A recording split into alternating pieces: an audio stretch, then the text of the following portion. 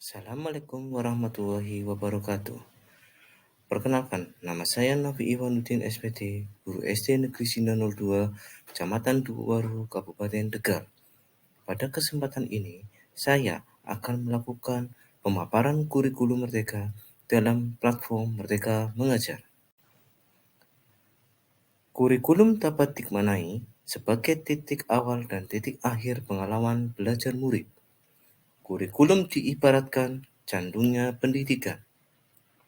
Maka dari itu, jika jantungnya lemah, maka proses pembelajaran menjadi tidak bermakna.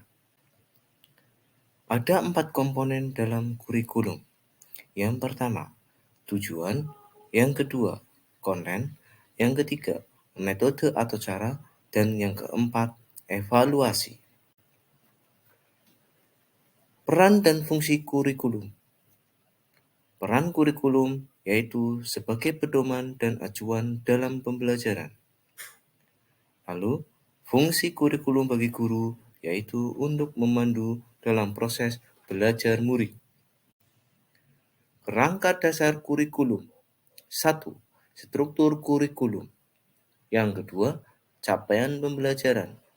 Yang ketiga, prinsip pembelajaran. Dan yang keempat, asesmen. Struktur kurikulum untuk masing-masing satuan pendidikan dimulai dari PAUD, yaitu nilai agama, jati diri, dasar-dasar literasi, STEM. Yang kedua adalah SD.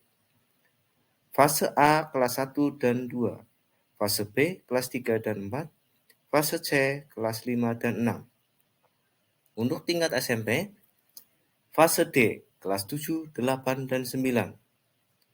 Untuk tingkat SMA, fase E kelas 10 dan fase F kelas 11 dan 12. Lalu, mengapa kurikulum perlu diubah? 1. Harus relevan dengan perkembangan zaman.